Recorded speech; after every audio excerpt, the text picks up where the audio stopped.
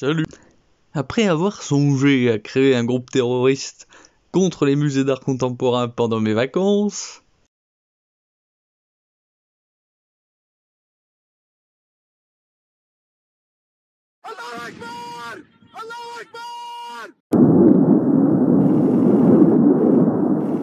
la bonne bouffe de la Normandie m'a fait renoncer à cette noble lutte par refus d'abandon de mon petit confort.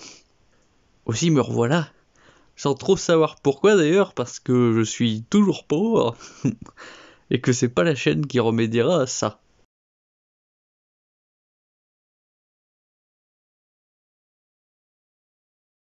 Mais bon, certains vont vous dire « Oh mais c'est sûr, c'est lui qui doit obtenir la distinction de combattant de l'année 2024 ».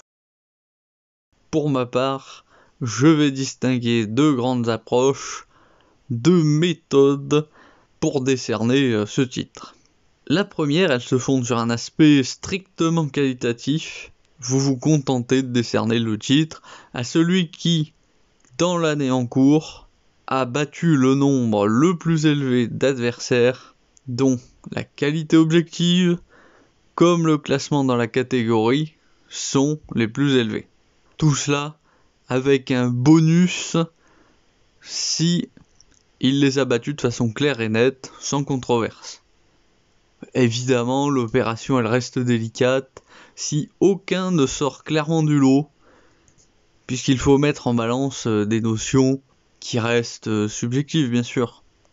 Mais ceux qui me diront que je fais de la pseudo-science, allez donc voir le sérieux des études médicales, puis vous reviendrez me parler. Vous serez surpris de constater à quel point bon nombre d'entre elles reposent sur du vent, ne sont que de la poudre aux yeux en raison d'une méthodologie pathétique et de sujets d'études incompatibles avec un échantillon représentatif. Mais bref, revenons à la démonstration. La deuxième méthode, elle se fonde sur le souci de maintenir la santé de l'UFC. Elle tend donc à récompenser les combattants qui sauvent l'aspect promotionnel et les performances des pay-per-view, des cartes dans l'année en cours. Ce deuxième filtre, il va bien sûr valoriser encore plus les combattants qui acceptent les short notice, qui vont éviter à l'organisation de se retrouver avec un main ou un co-main event inintéressant, puisque ça il suffit de regarder le stade d'une carte pour voir que globalement les prélims, y a personne et que le gros du public débarque quelques combats avant le co-main event. Ce deuxième cas, s'il a une part de subjectivité bien sûr, elle est secondaire puisqu'elle découle du fait que en règle générale, le public s'intéresse en premier lieu aux combattants d'un bon niveau qui savent le divertir, et en deuxième lieu aux combats pour la ceinture, même entre combattants catalogués comme ennuyeux.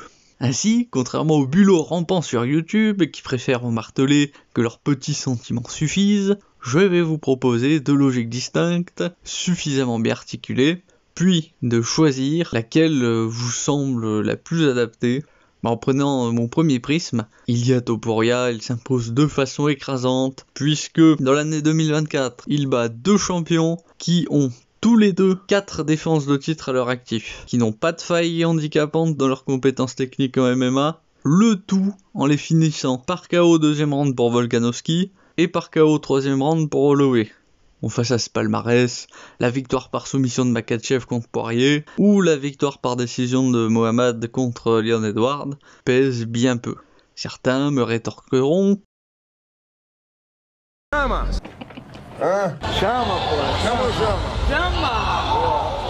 est un meilleur prétendant parce qu'il a 3 victoires en 2024 contre des détenteurs de ceinture. Je leur réponds que Yeri et Jamahal Hill ont obtenu leur ceinture contre Glover Teixeira et n'ont aucune défense de ceinture. Aussi, il faudrait être vraiment de très mauvaise foi pour comparer la qualité de ces champions avec ceux que Topuria a battus.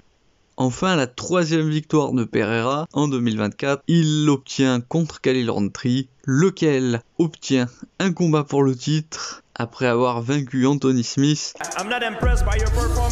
un vétéran qui est à point pour la retraite, qui est bien mûr pour sortir de l'UFC. Donc bon, Une troisième victoire qui compte bien peu dans ma méthode de désignation. Bref, Topuria doit être désigné combattant de l'année si vous estimez que ce titre il doit être donné en ayant cette réflexion.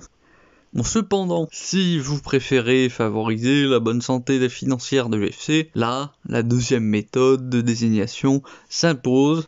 Pour le coup, là, avec 3 combats acceptés en short notice au cours de l'année 2024, qui plus est pour un combat dans lequel la ceinture Undisputed était en jeu, et bien grâce à cela, Pereira c'est de très loin celui qui répond le mieux à ma deuxième grille de critères. C'était tout pour aujourd'hui, je fais cette vidéo par plaisir de prendre et de retourner un sujet dans tous les sens. Oui, je sais, certains me diront c'est futile. Eh bien écoutez, si vous ne faites rien de futile dans votre vie, c'est que vous vous mentez très efficacement à vous-même, hein.